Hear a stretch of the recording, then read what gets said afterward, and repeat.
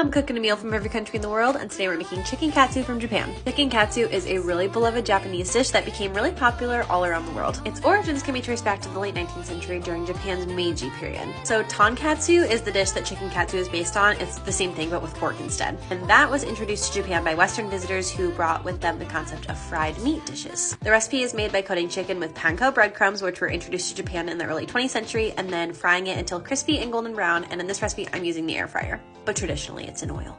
So if you're in the mood for something crispy and delicious, try this recipe. Put some culture in your kitchen.